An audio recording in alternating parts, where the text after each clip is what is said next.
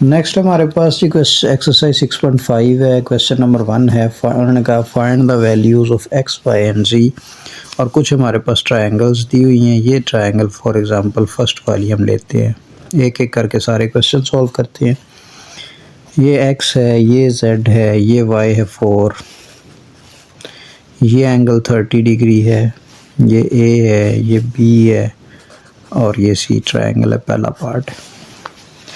Y हमें given है, x और जेड फाइंड करना है। देखिए जी, ये 30 एंगल है, ये एक्स है। तो अगर हम इसके ऊपर वैल्यू लगाएं, ये 30 एंगल थीटा लिया जाए तो इसके सामने ऑपोजिट साइड, 30 के ऑपोजिट साइड कौन सी होती है? परपेंडिकुलर होती है। तो परपेंडिकुलर ओवर ये साइड कौन सी होती है? ये बेस होती है। परपेंडिकुलर ओवर बेस किसके इक्वल होता है? tan 30 के इक्वल होता है, tan थीटा के इक्वल होता है। तो tan 30 इक्वल हो गया परपेंडिकुलर ओवर बेस यानी x ओवर y, यानी tan 30 की वैल्यू निकालें। ये हमने याद की थी, आपको याद होगा क्या वैल्यू थी tan 30 की?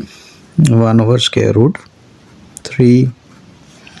ये इक्वल है x ओवर 4 के। 4 इधर से इधर चला गया, मल्टीप्लाई हो गया, x फाइंड करना है हमने। x इक्वल हो गया 4/√3 सेंटीमीटर। ये x की वैल्यू आ गई। अब हमने फाइंड करनी z की वैल्यू। z क्या है जी? 90 के सामने वाला यानी हाइपोटेनस है। अगर हम हाइपोटेनस ओवर बेस की वैल्यू लगाएं तो ये क्या होगा? बेस ओवर हाइपोटेनस क्या होता है? बेस ओवर हाइपोटेनस कोस होता है, तो ये उसका उल्ट है। हाइपोटेनस ओवर बेस है तो कोस का उल्ट सीकेंट होता है। सीकेंट 30 की वैल्यू, अच्छा सीकेंट 30 की वैल्यू क्या होती है? वो होती है कोस 30 के उल्ट, और कोस 30 की वैल्यू क्या होती है? √3/2। तो यानी सीकेंट की वैल्यू है 2/√3। ये इक्वल है, हाइपोटेनस क्या है? z जो हमने फाइंड करना है, और बेस क्या है? 4। z फाइंड करना है, 4 इधर आके मल्टीप्लाई हो गया, 2 4 दा 8/√3 centimetre equal to z।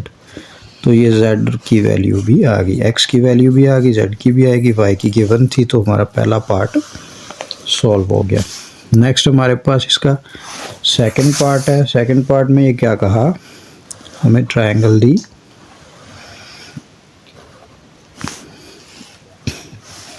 ABC triangle है। y हमें दिया √3 सेंटीमीटर, एंगल π/4। π/4 क्या होता है? हमने पढ़ा था, π/4 होता है 45। ये है x, ये है z। हमने x और z फाइंड करना है, वही फार्मूला लगा लें, tan π/4। tan π/4 यानी tan 45। tan का फार्मूला क्या होता है? Perpendicular over base. परपेंडिकुलर क्या है हमारा?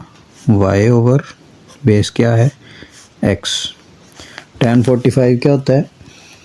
1, और ये y ओवर, y की वैल्यू में गिवन है √3/x फाइंड करना है। x इधर ले जाएं, 1 इधर ले जाएं, x is equal to √3/1। Over में 1 नहीं लिखा करते, तो √3 सेंटीमीटर।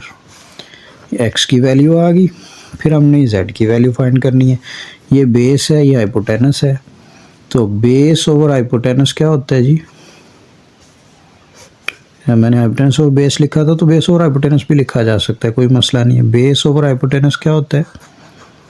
ये cos 30 होता है या cos थीटा होता है, cos π/4 जी। cos π/4 की वैल्यू 1/√2। बेस कितनी है जी? बेस है हमारे पास यहाँ x, और हाइपोटेनस कितना है? z। x हम पहले निकाल चुके हैं, √3। z हमने निकालना है। ये इधर मल्टीप्लाई हो जाएगा, ये इधर मल्टीप्लाई हो जाएगा, तो z is equal to 3/6 centimetre. तो ये हमारा z भी आ गया। तो x y z तीनों आ गए, हमारा आंसर आ गया। अब हमारे पास है इसका थर्ड पार्ट। थर्ड पार्ट में भी हमें इसी तरह एक ट्रायंगल दी और उस ABC उसका नाम है ABC। ये x है, एंगल 60 का है, ये y है, हाइपोटेनस हमें दे दिया 2 सेंटीमीटर। साइन 60 क्या होता है जी?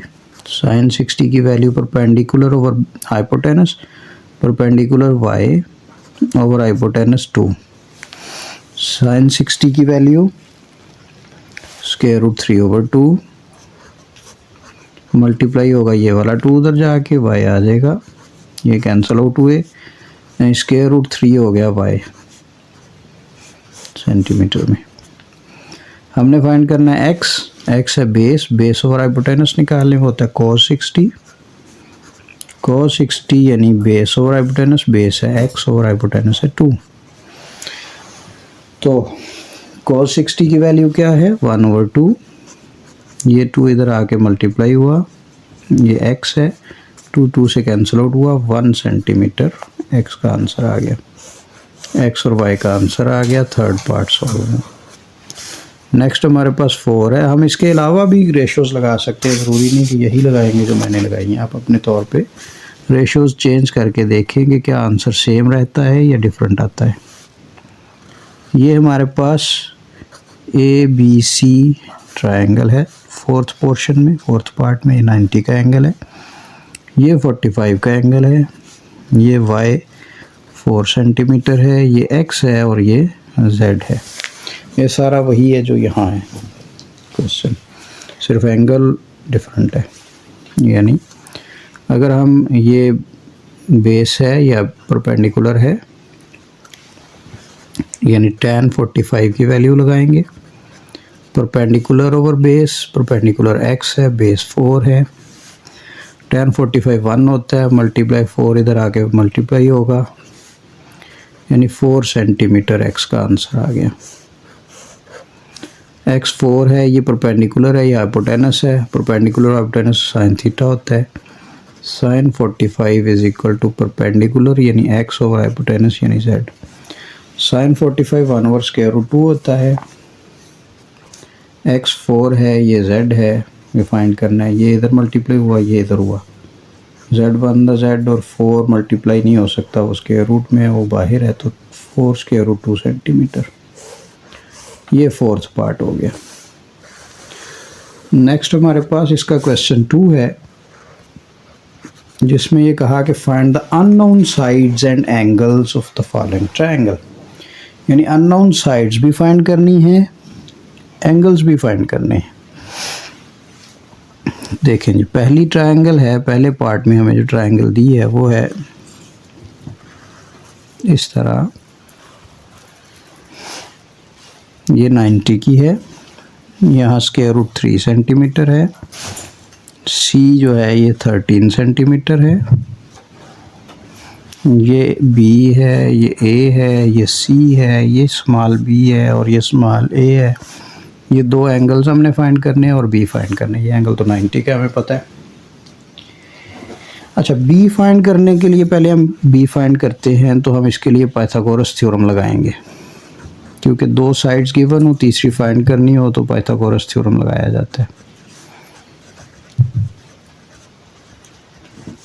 पाइथागोरस थ्योरम क्या है? हाइपोटेनस का स्क्वायर इक्वल है परपेंडिकुलर का स्क्वायर प्लस बेस का स्क्वायर। ये कैंसिल आउट हो गए, तो बी स्क्वायर हुआ 3 प्लस 13 यानी 16। तो आप इसका स्क्वायर रूट ले लें। 16 का स्क्वायर रूट क्या होता है? 4। तो बी आया 4 सेंटीमीटर। तीनों साइड्स हमें मिल गई। हमें एक एंगल भी चाहिए, हम पहले एंगल निकाल लेते हैं। एंगल निकालने के लिए कोई भी फार्मूला लगाया जा सकता है, यानी साइन थीटा लगा लें जी। साइन थीटा, थीटा हमने फाइंड करना है। साइन थीटा होता है परपेंडिकुलर ओवर हाइपोटेनस। परपेंडिकुलर क्या है? ये अगर थीटा हो, ये फाइंड कर रहे हैं हम। परपेंडिकुलर इसके सामने स्क्वायर रूट 3, हाइपोटेनस 4 हमने निकाल लिया है। थीटा हमने फाइंड करना है। तो ये हो जाएगा साइन दूसरी तरफ जाके इनवर्स स्क्वायर रूट 3/4। इसका आंसर निकाल लें। ये कैलकुलेटर पे लिखेंगे साइन इनवर्स कैसे, शिफ्ट साइन, ये साइन इनवर्स हो गया, ब्रैकेट में square root 3 divided by 4। Answer निकाला 25.66 डिग्री से ये एंगल आ गया, ये वाला। अच्छा, हमें एंगल चाहिए ये वाला भी, अगर हम इसको फाई कहें या एंगल सी भी कह सकते हैं। एंगल फाई क्या होगा, ट्रायंगल के टोटल एंगल्स का सम 180 होता है। इसमें से 90 ये वाला माइनस कर दें, 90 रहेगा। 90 में से ये माइनस करें तो ये आ जाएगा, यानी 90 में से माइनस कर दें 25.66, तो ये 90 में से माइनस कर दें, ये रहा 64.34 डिग्रीज। तो इस तरह ये तीनों साइड्स ए बी सी, तीनों साइड्स हमें पता है और तीनों एंगल्स हमें पता है। 1 2 3 ये 2 एंगल्स और एक ये वाला एंगल 90 का। तीनों एंगल्स हमें पता है, तीनों साइड्स हमें पता है। अब हमारे पास इसका सेकंड पार्ट है।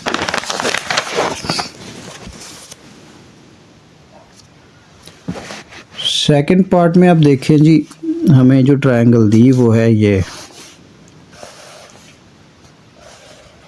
थोड़ी सी गलत है, लेकिन आप देखें कि उससे हमें सिर्फ वैल्यूज़ चाहिए, शक्ल उसको हमने नहीं देखना। ए बी सी है, ये बी है, 2 साइड्स हमें गिवन है, ये फाइंड करनी है। सबसे पहले हम लगाएंगे पाइथागोरस थ्योरम।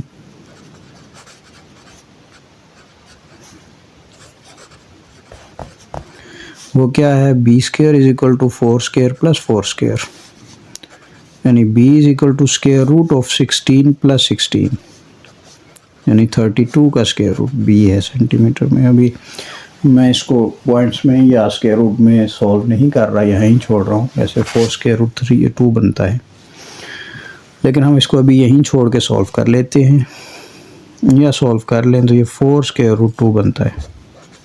यानी अगर आप रफ में चाहें तो सॉल्व कर सकते हैं इस तरह कि 32 के फैक्टर्स बनाएं, 2 16 2 8 2 4 2 2 2 अंदर 2, ये स्क्वायर सॉल्व हो के यहाँ 4 रह जाएगा, यहाँ 4 और ये 2, ये 4 का स्क्वायर और 2 ये कैंसिल आउट होगा, ये नहीं होगा, ये 4 बचेगा और ये स्क्वायर रूट 2 बचेगा। यानी ये आप इस तरह कर सकते हैं, स्क्वायर रूट जैसे सॉल्व करते हैं। ये आ गया बी। हमने फाइंड करने हैं ये वाले एंगल्स भी। अगर ये दोनों साइड्स इक्वल हैं तो ये एंगल भी इक्वल होंगे। बहरहाल हमें इससे कोई लेना देना नहीं है, हम ये वाला एंगल फाइंड करते हैं। तो tan थीटा क्या होता है, perpendicular over base. Theta find करना है, tan इनवर्स उधर चला गया, 4/4, परपेंडिकुलर भी 4 है, बेस भी 4 है, 4/4 कैंसल आउट हुए, यानी ये बना tan इनवर्स 1। tan इनवर्स 1 निकाल के देख लें,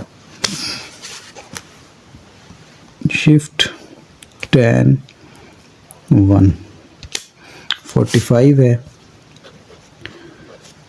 तो दूसरा एंगल भी हमें पता है कैसे निकालते हैं जी। एंगल सी को 90 में से ये वाला माइनस करते हैं तो ये भी 45 है।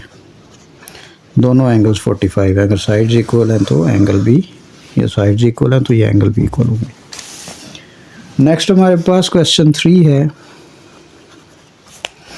कि each side of square field is 60 metre long. यानी अब हमारे पास एक स्क्वायर है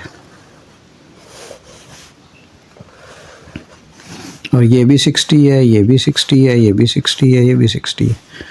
find the length of diagonal. ये डायगोनल है, इधर भी डायगोनल है, एक डायगोनल दूसरे के इक्वल होना है।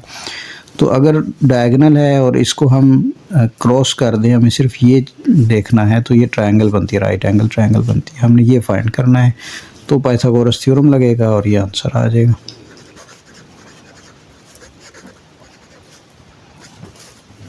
पाइथागोरस थ्योरम क्या है, हाइपोटेनस का स्क्वायर इक्वल बेस का स्क्वायर प्लस परपेंडिकुलर का स्क्वायर। 60 का स्क्वायर 3600, ये भी 3600। स्क्वायर रूट ले लें ऊपर स्क्वायर को ख़त्म करने के लिए, यानी 7200 का स्क्वायर रूट ले लें, ये 7200 बनते हैं। इसका स्क्वायर रूट ले लें, ये 84.85 मीटर्स डायगोनल बनेंगे दोनों। Each diagonal is of 84.85 metres.